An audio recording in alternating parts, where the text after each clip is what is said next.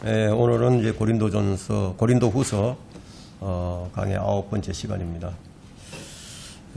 오늘 지난 시간에 이어서 고린도후서 4장 11절부터 하도록 하겠습니다. 바울이 이제 자신의 고통과 고난을 설명하면서 이제 11절에 이렇게 얘기를 합니다. 살아있는 우리가 항상 예수를 위하여 죽음에 넘겨지는 것은 예수의 생명도 우리의 죽을 육신에 나타나게 하려는 것이라. 이 말씀은 매우 신비로운 말씀이지만 엄연한 사실입니다. 바울은 이제 복음 사역자로서 그의 생애 동안 사형 선고를 받은 사람들에게 닥치는 그런 감정을 매일 이제 체험하고 있었습니다. 이 11절과 상호 짝이 되는 구절을 우리가 로마서 8장 36절과 37절에서 이제 발견할 수 있습니다. 로마서 8장 한번 볼까요? 로마서 8장 36절과 37절에 기록된 바와 같이 우리가 주를 위하여 온종일 죽임을 당하였으며 도살당할 양으로 여김을 받았나이다 라고 하였느니라. 그러나 이 모든 일에서 우리를 사랑하시는 그분으로 말미암아 우리가 이기는 자들보다 더 나으니라. 이 11절은 이제 주를 위해 받는 고난의 목적이 뭐냐면 예수의 생명을 이제 우리 죽을 육신에 이제 나타나기 위함이라고 설명을 하고 있죠. 우리가 그리스도의 서신으로서 또 그리스도의 향기로서 이제 다른 사람들에게 그걸 나타내야 하는 거죠. 이 사람들은 이제 기꺼이 주를 위해서 얼마나 큰 고통을 당했던지 이 구절로서 우리가 가히 짐작하기가 어렵지 않습니다. 여기 본문에 보니까 항상이라고 했죠. 우리가 예수를 위하여 죽음에 넘겨지는 것은 항상. 이 말의 영적인 의미는 그리스도를 위해 사는 삶은 우리 자아에 대해서 죽는 것이다. 우리 육신에 대해서 죽는 것이다. 이렇게 우리가 설명을 할 수가 있습니다. 11절과 이 12절에 이제 죽음이 나오죠. 12절에 보면. 그러니까 그러므로 죽음은 우리 안에서 역사하나 생명은 너희 안에서 역사하느니라. 이게 죽음이라는 단어가 나오는데 이 죽음은 자아에 대한 죽음을 얘기하는 거예요. 우리가 육신을 따르거나 성령을 따르거나 둘 중에 하나거든요. 성령을 따르지 않으면 우리가 육신을 따라서 살 수밖에 없습니다. 그래서 우리가 자아에 대해 이제 죽어야 되는 거죠. 이것은 이제 바울의 생애에서 그가 예수님을 위해서 받은 고난을 통해서 이제 명백하게 드러났었습니다. 실제적인 이제 바울은 그런 체험을 하고 살았던 거죠. 그가 고난 속에서 얻은 이 신성함, 이 영적인 것은요, 그의 회심자들과 다른 그리스도인들에게 축복이 되는 생명으로 나타났다. 지금 이렇게 설명을 합니다. 바울이 받았던 이 고난이 바울이 자신이 자아가 죽는 것이 누구를 위한 것이냐, 다른 사람들에게, 다른 그리스도인들에게 축복이 되는 생명으로 나타나게 하기 위해서 이렇게 했다. 이 말씀을 지금 하고 있는 거죠. 이 고난이 이제 그 사람에게는 죽음으로 역사하나, 고난이 이제 우리 안에서는 죽음은 우리 안에서 역사하나, 우리 그 사람에게 그렇게 역사를 하고 있습니다. 속 사람 안에는 어떻게 되죠? 속 사람 안에는 생명으로 역사를 하죠. 그래서 우리가 16절을 보게 되니까 이런 까닭에 우리가 낙심하지 아니하노라. 오히려 우리의 겉사람이 썩어질지라도 우리 겉사람은 썩어져 갑니다. 근데 우리 속사람은 날마다 새로워져야 한다는 거예요. 겉사람에게 역사하는 고난의 끝이 뭐냐? 죽음이죠. 그러나 이 고난이 그를 사로잡지 못한다는 사실, 세상의 정오가 그를 이기지 못한다는 사실, 언제나 이제 불가피했고 절박했던 것처럼 보이는 이 고난은 사실은 예수의 생명이 그의 죽을 육체 안에 나타난 증거였다는 겁니다. 우리가 그리스도를 위해서 받는 이 고난은 바로 이러한 예수의 생명을 나타내는 데 있다. 여러분 이렇게 이제 이해를 하시면 좋겠습니다. 본문 12절에서 사도 바울은 그가 이제 7절부터 11절에서 말한 모든 것을 지금 여기서 적용을 합니다. 바울은 어떤 이유로 지금 이 8절에서 10절에 말하고 있는 이런 모든 고난을 겪었을까요? 그것은 다름이 아니라 고린도 교인들의 유익을 위해서였다. 이렇게 지금 말을 하고 있습니다. 너희들의 유익을 위해서였다. 그 모든 당혹과 박해와 괴로움과 절망은 이 고린도 성도들을 돕고 그들을 위해서 장차 선을 이룰 예정이었는데 과연 그것은 그의 회심자들의 영적 생명에 지대한 영향을 주게 되었습니다. 따라서 이제 그리스도인 여러분 자신이 이제 죄에 대해서 죽은 것으로 여기게 되면 뭐 그래야만 하죠. 그래야만 이 그리스도의 생명을 나타낼 수가 있습니다. 그래야만 또 다른 그리스도인들에게 이 영적 생명을 낳게 될 수 있습니다. 본문 우리가 이제 12절과 14절을 우리가 주목해서 한번 더 살펴보겠습니다. 12절, 14절, 17절 세 구절을 12절 그러므로 죽음은 우리 안에서 역사하나 생명은 너희 안에서 역사하느니라. 그리고 14절이요.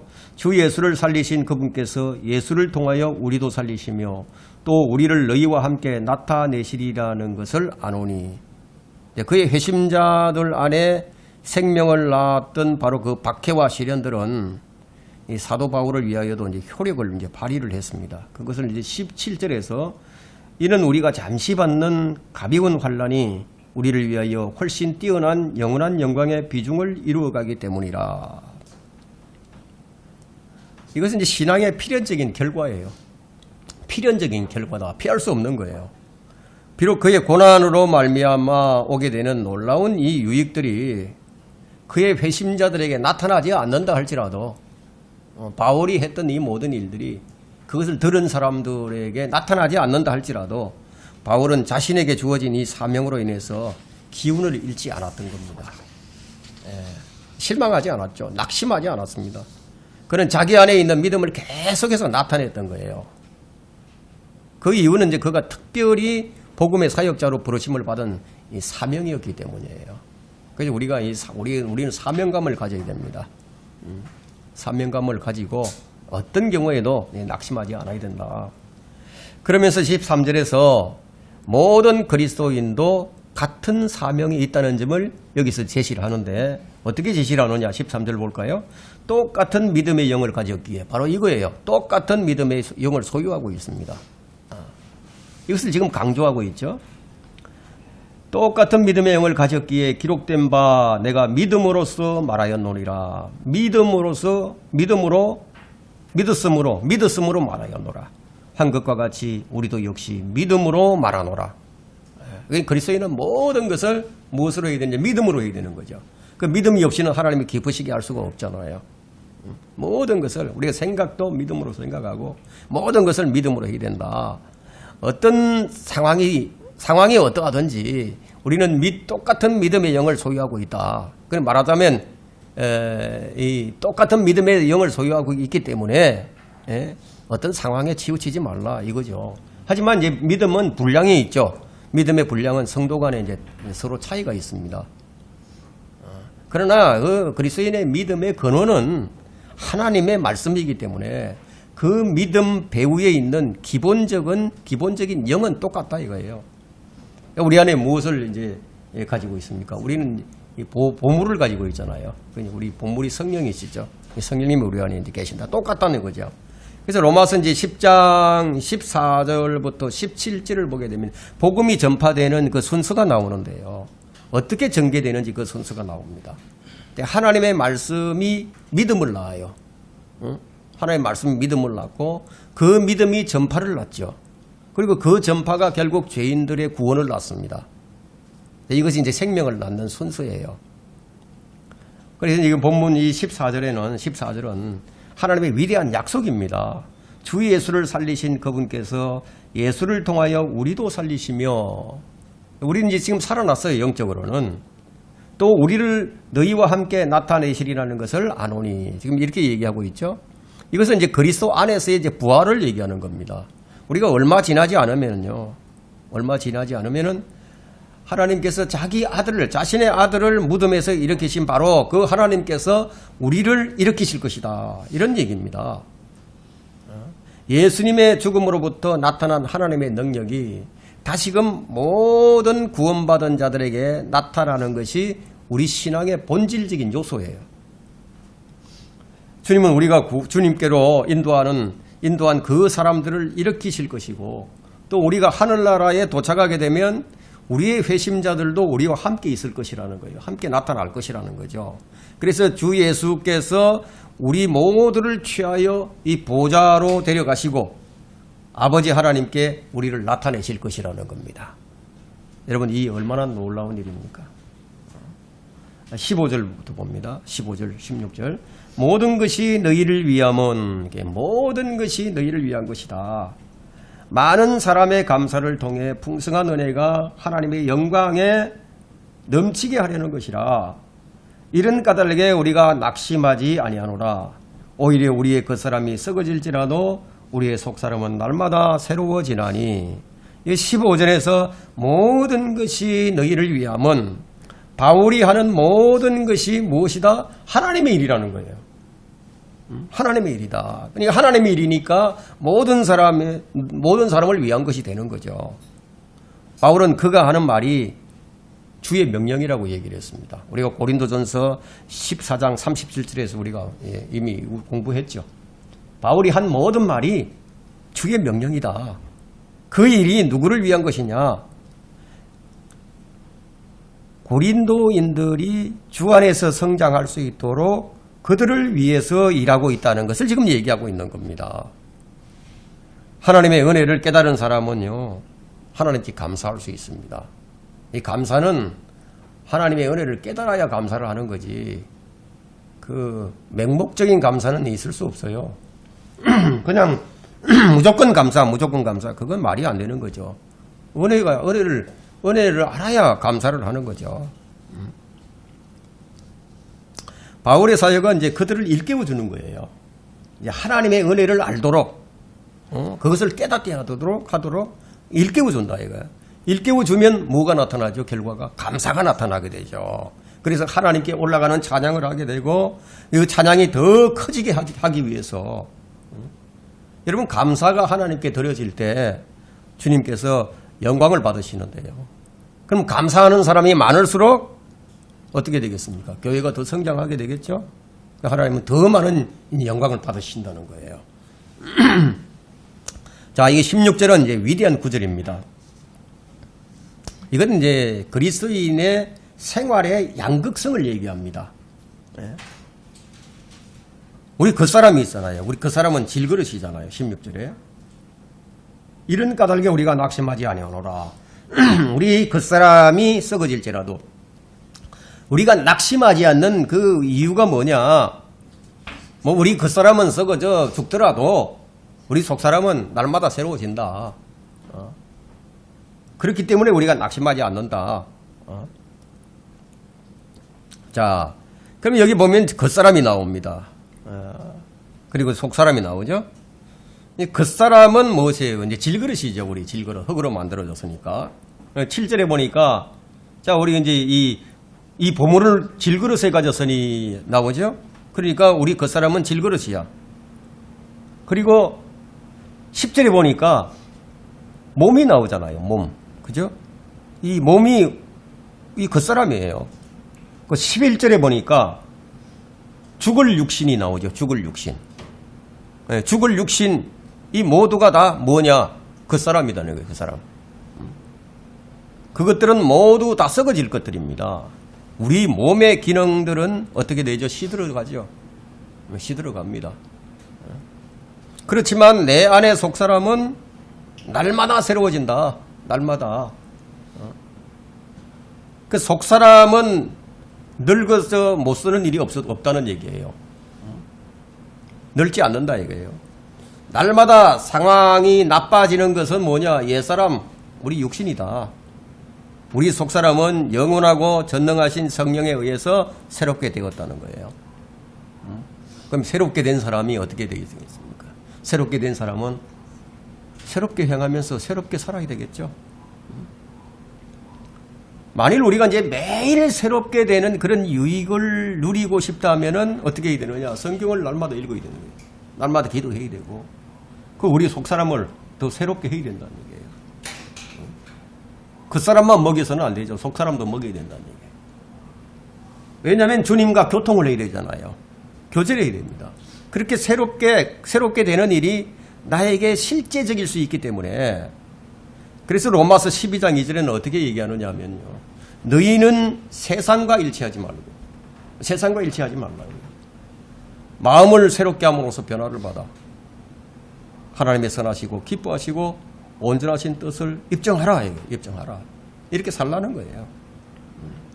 그다음 이제 17절, 18절 이 두 구절은 그리스도인의 고난과 영광에 관한 구절인데 17절 봅니다. 이는 우리가 잠시 받는 가벼운 환난이 우리를 위하여 훨씬 뛰어난 영원한 영광의 비중을 이루어가기 때문이라.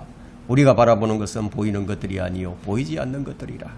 이는 보이는 것들은 잠깐뿐이지만 보이지 않는 것들은 영원하기 때문이라. 자, 이전 장에서 3장에서 기술한 모든 이 고난들이죠. 지금 앞서서 기록했던 모든 고난들은 본문 17절에서 어떻게 불리고 있느냐 하면 가벼운 환난이다 이렇게 불립니다. 사실상 엄청난 고난을 받았죠. 엄청난 고난을 받았는데 그런데 여기서 잠시 받는 가벼운 환난이다 이렇게 불리는 것을 우리가 볼 수 있습니다. 우리 인생의 시련들이요 참 우리를 내리눌러서 더는 한 발자국도 내디딜 수 없다고 그렇게 여겨질 때 우리가 기억해야 할 말씀이 하나 있습니다. 무엇을 기억해야 되느냐 하면 히브리서 12장 4절을 우리가 기억을 해야 됩니다.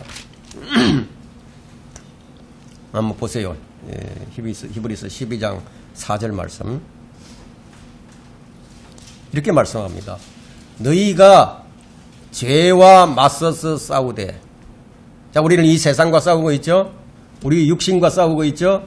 이 마귀와 싸우고 있죠. 그런데 우리가 이렇게 죄와 맞서서 싸우되 아직 피를 흘리기까지는 대항하지 않았습니다. 바로 우리 이 말씀을 우리가 기억을 해야 됩니다.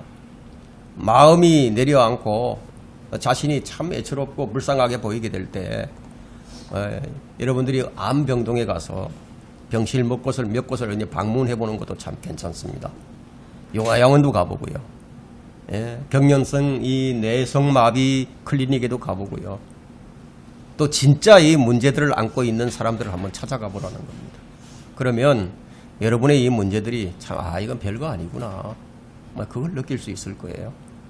그러면 이제 여러분이 가지고 있는 이 가벼운 환난에 대해 이제 하나님께 감사를 하게 되겠죠. 우리는 왜 우리가 환난을 당하는지 그 목적을 아니까, 하나님의 목적이 무엇인지를 아니까, 그걸 깨달으면 감사를 할 수 있다는 거예요. 우리가 가진 문제들과 우리가 가진 상심들과 우리가 당하는 두통들, 골치 아픈 것들이 있어요. 이런 것들을 안겨두는 것은 이 잠시 받는 가벼운 환난이라는 겁니다. 그러나 이 분명한 것은요, 이것들이 그걸 당하고 있는 순간에 순간처럼 보이지 않는다는 거예요. 그게 얼마나 길게 느껴지는지 몰라요. 이때 우리가 이 성경에 나오는 욥을 한번 생각해 보자는 겁니다. 욥. 만일 주님께서 욥에게 나타나실 때, 모습을 나타내실 때, 욥기 3장쯤에 가서 이 주님께서 모습을 나타내셨다면은 욥이 그의 시련을 아마 의기양양하게 통과했을 거예요. 욥을 쇠약하게 한 것은 욥기 3장부터 32장이라는 긴 기간이었다 이거예요. 그런 기간이었어요. 만일 하룻밤을 요통으로 끙끙 앓고 있으면서 한 하루에 잠을 못 자고 겨우 2-3시간 이 잠자는 것이라면 별 것이 아니죠. 여러분 요통이라는 게 얼마나 아픈지 아십니까? 요통을 알아본 사람들은 꼼짝을 못 해요. 움직일 수 없게 됩니다. 그 정도로 아픕니다, 그게. 하룻밤의 고통이 수년으로 만약에 이어진다면요. 그건 하루가 아니고, 그건 수년으로 계속 그렇게 아프다면 아마 어떻게 되겠습니까? 태도가 싹 바뀌게 되겠죠. 문제는 이제 고난의 시간이 아주 질질 끄는 것 같이 느껴지지만, 하나님은 영원하신 분이잖아요. 영원하신 분이니까 하나님께는 그것이 단지 한순간밖에, 한 뼘 정도밖에 안 된다는 거예요. 주님께는 천년이 하루 같고 천년이 한순간에 불과합니다. 여러분은 하나님을 어떻게 알고 계시는지 모르지만 제가 아는 하나님은 서두르는 법이 없습니다. 어떤 일에도 서두시는 법이 없어요. 그럼 우리는 어떻습니까? 늘 성급하죠. 늘 성급하게 결정을 내리고 성급하게 일을 거르칩니다. 만일 어떤 일이 우리 계획대로 되지 않게 되면은 마치 뭐 이 세상이 땅속으로 푹 꺼지는 것처럼 그렇게 한숨을 내쉬면서 안절부절 못하게 되죠. 우리가 여기서 한 가지 알아야 할 부분은 뭐냐. 잠시 받는 가벼운 환난의 목적이 무엇인가. 우리가 이것을 알아야 합니다. 잠시 받는 가벼운 환난의 목적은 그것은 우리를 위하여 훨씬 뛰어난 영광의 비중을 이루어가는 것이라는 겁니다. 더 분명하게 말하면 여러분이 바로 이 순간 겪고 있는 것이 저울의 이 한쪽 접시라면, 한쪽 면이라면 여러분이 앞으로 영혼에서 받을 수 있는 다른 쪽은 다른 접시라는 거예요. 다른 쪽이라는 거예요. 저울로 우리가 비교해 볼 수 있다는 거예요. 지금에 받는 이 환난과 앞으로 우리가 받게 될 영광, 이거 한번 비교를 해보자는 거예요. 저울에 올려놓고.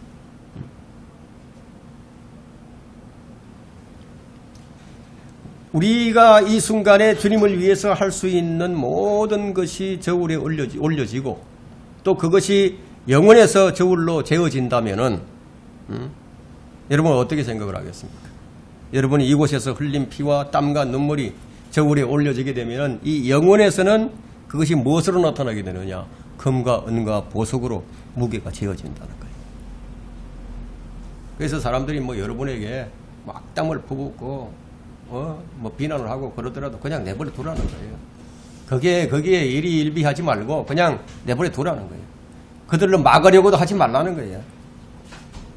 그들이 여러분을 위해서 여러분을 비난하고 여러분을 모함하고 여러분들을 멸시하고 그럴 때 그들이 입을 열 때마다 저 하늘 위에 있는 이 컴퓨터가 여러분의 계좌에 얼마씩 더 얹어둘 테니까 뭐 걱정하지 말라는 거예요. 만일 인간이 영원한 것을 하지 않는다면 인생은 참 가치가 없는 인생이죠.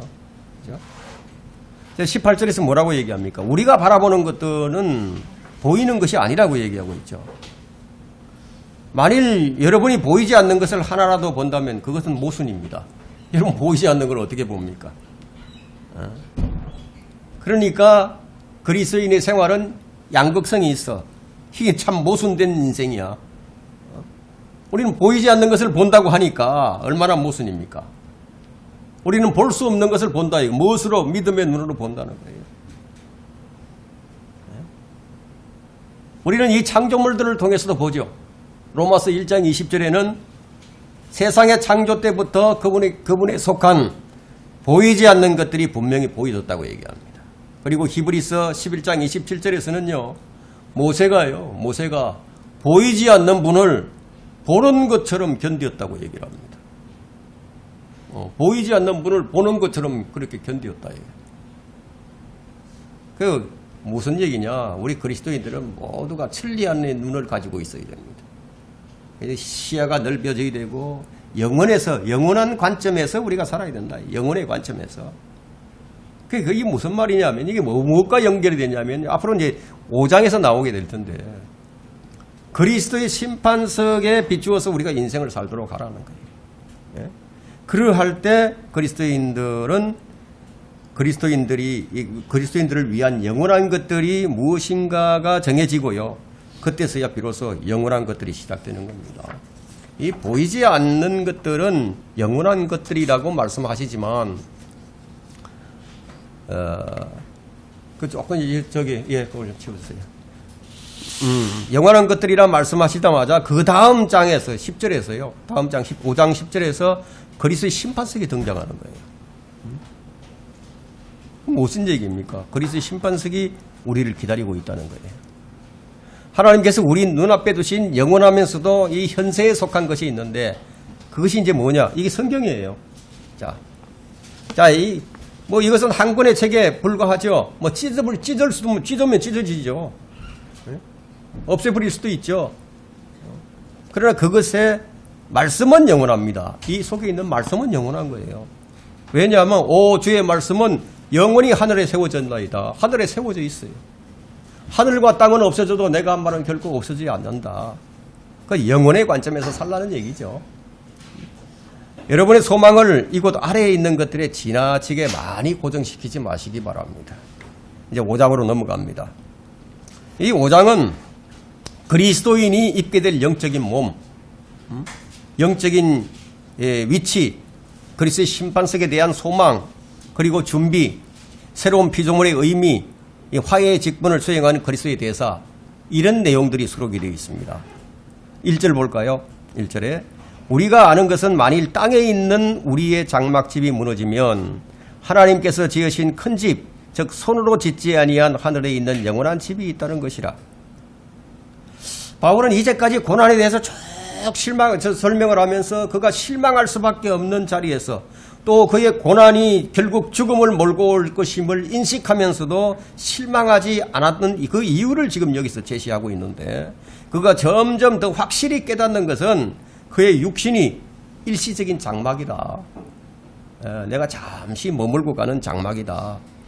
여러분, 이 지상에서 이 짧은 기간 동안, 즉 시련의 바람이 약해지지 않고 이 장막에 막 불어닥칠 때 매일의 이 생활에서 정말 약하잖아요. 우리 인간이 약하잖아요. 눈물로 지나는 동안에 그의 몸은요, 그가 몸담은 이 은신처에 지나지 않는다는 거예요. 이 몸이 내가 잠깐 은신하고 있는 은신처에 불과하다. 그래서 베드로후서 1장 13절에는 이 몸을 가지고 장막이라고 얘기합니다.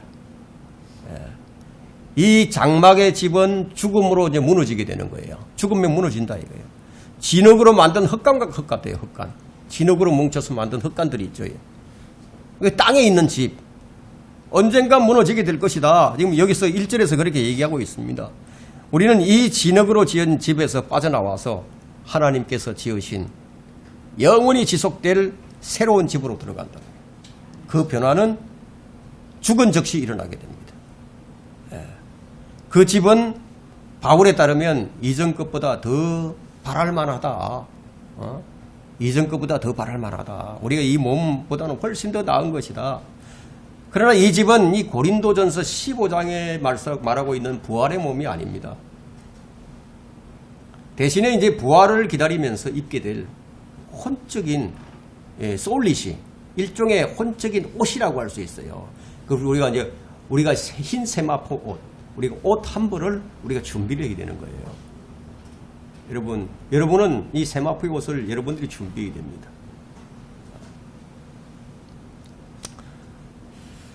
자, 그래서 이제 이 하나님께서는 이 죽음과 이 부활 사이에 있는 그리스도인을 입혀주실 옷을 가지고 계신 거예요. 그 고린도후서 5장 2절 한번 봅니다. 2절부터요. 정녕 우리가 여기에서 신음하며 하늘에서 오는 우리의 집으로 옷 입게 되기를 간절히 바라나. 옷을 입게 되기를 간절히 바라나. 만일 우리가 옷 입고 있다면 벗은 채로 발견되지 아니하리라. 2절은 이제 모든 그리스도인의 소망이 되어야 됩니다. 바울은 빌립보서 1장 23절에서 내가 떠나서 그리스도와 함께 있을 욕망을 갖는 그것이 훨씬 더 좋으나 이렇게 말을 했습니다. 지금 내 여기서 사는 것보다, 이 몸에 사는 것보다 빨리 내가 이 몸을 떠나서 주님과 함께 올라가서 있는 것이 훨씬 더 좋다. 이런 얘기를 한 것이죠. 만약에 한번 생각을 해보세요. 여러분의 머릿속에 떠오르는 것에 관해서요, 전혀 걱정할 필요가 없어. 그런 곳에서 살 수 있다는 생각을 해보세요. 여러분 머릿속에서 떠오르는 생각이 얼마나 많습니까? 걱정할 거리가 얼마나 많느냐 이거예요. 이번 달에는 요금을 어떤 전기요금이 너무 많이 나왔는데, 이번 달에는 아파트 관리비가 너무 많이 나와서 이런 식으로 그냥 계속 많잖아요, 걱정거리가. 근데 그때는 어떻게 되느냐? 여러분이 하고자 하는 일이 옳은지 그런지 그런 것도 걱정할 필요가 없어요. 그때는 자신을 점검해 볼 필요도 없다는 얘기예요. 지금은 우리가 자신을 점검해 보고 판단을 하고 그래야 되지만 그때는 그렇지 않다니. 더 이상 이 세상과 육신과 마귀가 더 이상 여러분과 주님과의 관계를 해치거나 그곳에 영향을 줄 수 없는 곳에 있게 된다는 겁니다. 바울이 정녕 우리가 여기에서 신음하며 하늘에서 오는 우리의 집으로 옷 입게 되기를 간절히 바라나 라고 말하는 것은요, 너무나도 당연한 겁니다. 그리스도인이라면 이래야 되는 거죠. 이 3절 봅니다. 만일 우리가 옷 입고 있다면 벗은 채로 발견되지 아니하리라. 이 구절은 그리스도인이 벗은 채로 발견될 수 있다는 것을 보여주죠. 예? 옷 입고 있다면 벗은 채로 발견되지 아니하리라. 성경은 이 라오디케아 교회 시대의 교인 그리스도인들에게 뭐라고 얘기하느냐면 흰옷을 사서 그들의 벌거벗은 것을 덮으라고 말씀하고 있습니다. 요한계시록 3장 18절에서, 그리고 요한계시록 16장 15절에서는 또한 주님은 자기 옷을 지켜서 벗은 채로 다니지 아니하는 자는 복이 있다고 말씀하셨어요. 그리고 요한계시록 19장 8절에서는 세마포는 성도들의 의라고 말씀하셨어요. 성도들의 의. 이건 하나님의 의라고 얘기하지 않았고요. 그리스도의 의라고 얘기하지 않았어요. 그냥 성도들의 의라고 얘기했습니다. 근데 교리적으로는 이제 이 환란 시대에 성도들에게 적용이 되지만 우리 영적으로는 이 시대의 그리스도인들에게요, 선하고 의로운 행위를 통해서 그리스도의 심판석을 준비하라고 지금 말씀하시는 겁니다. 이 부분에 있어서 온갖 종류의 해석들이 참 난무하고 있지만 그런 이 주석들이 참 많이 나와 있어요. 그러니까 온갖 주석들을 다 이렇게 참고를 해보면 그리스도인은 주의 재림 때 영적인 몸을 입고 그 영적인 몸은 우리가 구원받은 후에 행한 선행들로 짠 세마포 옷으로 입혀진다는 거예요. 그럼 지금 우리가 무엇을 하고 있는 거예요? 우리가 세마포 옷을 지금 한 줄 한 줄 지금 짜고 있다는 겁니다. 흰 세마포 옷을 우리가 그리스도의 어린 양의 혼인식에서 입게 될 옷을 한번 우리가 짜고 있다는 얘기예요. 얼마만큼 치장을 하고 들어갈 것이냐. 이곳 지상에서 주님을 위해 일하는 동안에 여러분은 여러분이 직접 입을 영적인 몸을 위한 한 벌의 옷을 한 땀 한 땀 지금 바느질을 하고 있는 셈이라는 거예요. 그러나 어떤 그리스도인은 다른 그리스도인들보다 더 좋은 옷을 입게 될 겁니다. 우리는 우리가 구원받을 때 하나님의 의를 증가받는 것과 구원받기 전에 우리의 모든 의는 더러운 걸레 같다는 것을 도리적으로 잘 알고 있습니다. 그러나 구원받은 후 그리스도인은 그리스도 예수 안에서 선한 일을 위하여 창조되었다. 창조되었다. 에베소서 2장 10절에서 말씀하죠. 이 일은 하나님께서 미리 정하시어 우리로 그것들 가운데서 행하게 하려는 것이라. 우리는 선한 일들에 유념하여 진력하라는 그런 명령을 이제 받았어요. 고린도후서 9장 9절에서는 그의 의가 영원히 남음이라 말씀한다. 그의 의가 영원히 남는다. 그리스도인으로 산다는 것은 그리스도의 의 안에서 교리적 신분을 지니면 물론이거니와 이 몸 안에서 실행하는 실질적인 의를 가지고 있는 것인데, 하늘나라에 가면은 그것이 그리스도인의 영적인 몸을 입히는 옷이 될 것이라는 거예요. 그러면 여러분의 옷이 얼마나 좋은가는 여러분이 이 땅에서 그리스도와 그분의 성도들을 향한 그 사랑하는 마음에서 행하는 일에 달려있다는 겁니다. 4절을 볼게요. 이 장막집에 있는 우리가 짐을 지고 신음하는 것은 벗으려는 것이 아니라 옷 입혀지고자 함이니 이는 죽을 것이 생명에 의해 삼켜지는 것이라.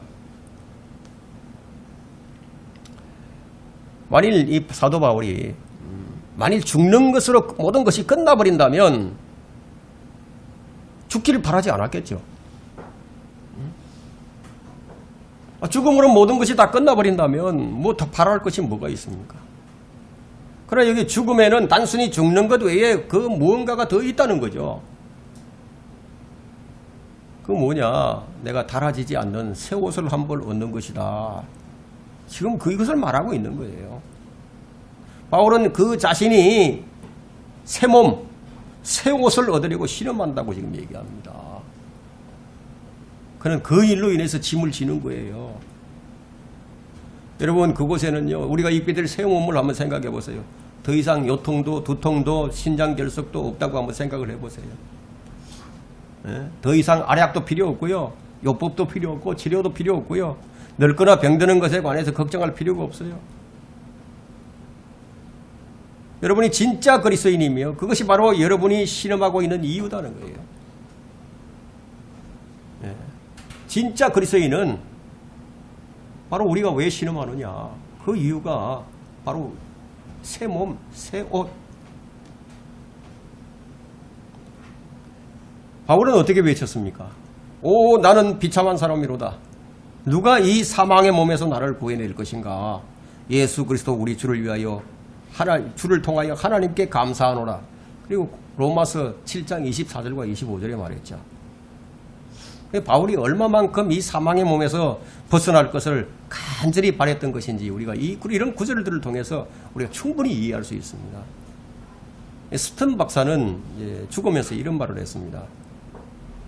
나는 하늘나라에 대한 향수병에 걸려 있다.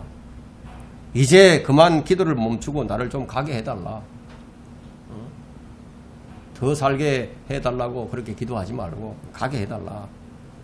자, 얼마나 참 하늘에 대한 간절한 소망을 가지고 있었습니까? 근데 버틀란트 러셀이라는 사람은 어떤 말을 했냐면요. 인간의 삶은 누구도 도달할 수 없고 또 도달한다 해도 아무도 머무를 수 없는 목표를 향해 피로와 아픔으로 고통을 받으며 밤을 통과해가는 기나긴 행군이다. 그 인간의 자유세계라는 그 책에서 그렇게 얘기를 했습니다. 이 두 사람을 한번 비교를 해보세요.